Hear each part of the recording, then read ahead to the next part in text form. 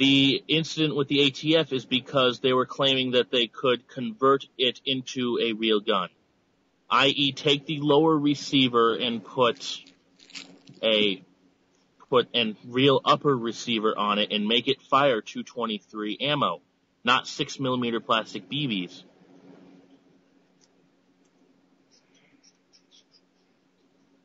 I do get what you're saying by it's semi the same, but it's really not because like I said, that was a national thing that was a federal. It's still, even if they do this to California, it's going to affect a national market.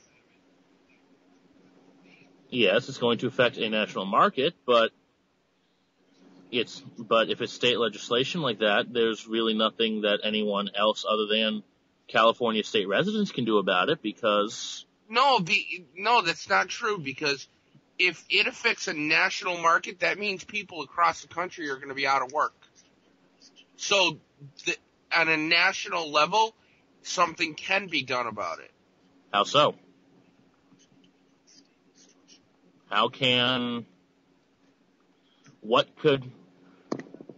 What could someone from Massachusetts do to change California state legislation?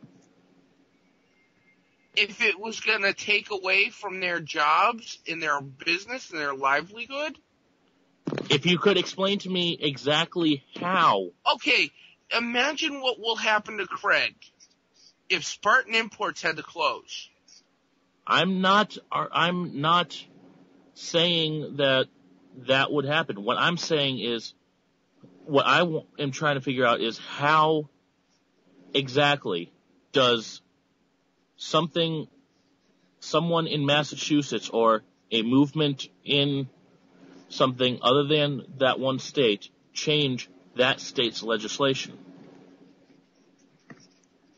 If you could explain to me the steps of how. Well, you would have to start writing and emailing and talking to your senator and saying, hey, listen, if they pass this, it's going to screw us out of jobs in our state. Yes, John. But however, though, it's once again one of those things where if you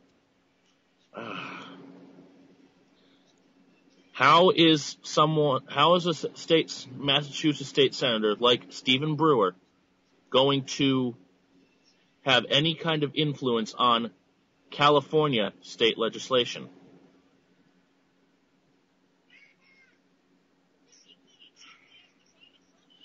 Because if that was the case, because if a piece of state legislation in one state affects another state, that means that other state can get involved. And when has this happened before? Because I've never heard of anything like that being legal. Because otherwise other laws would be able to be changed because, like, let's say Arizona's immigration law. It would affect migrant workers up here in Massachusetts, but that hasn't been changed. And you saw, well, I would hope you saw if you pay attention to the news when it was being debated how much crap that got.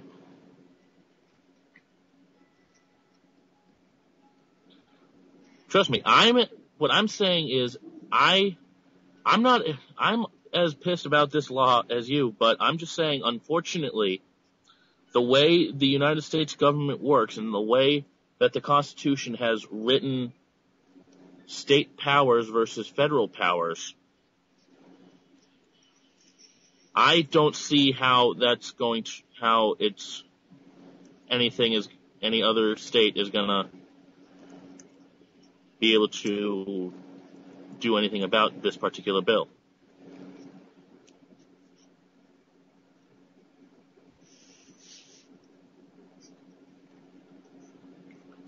The only thing that could be done is to basically, oh, actually, let's see if that is up on the California forums.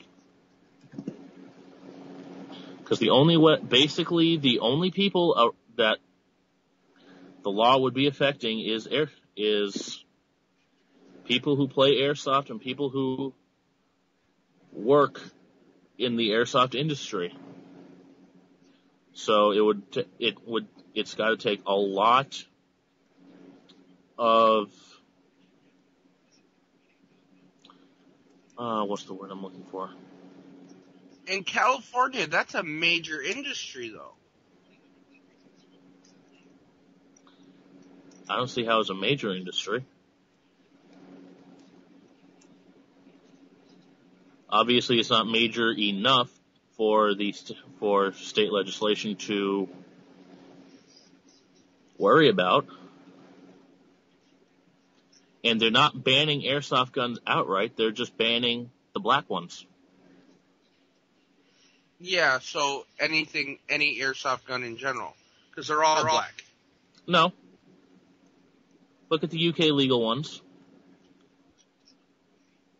Yeah.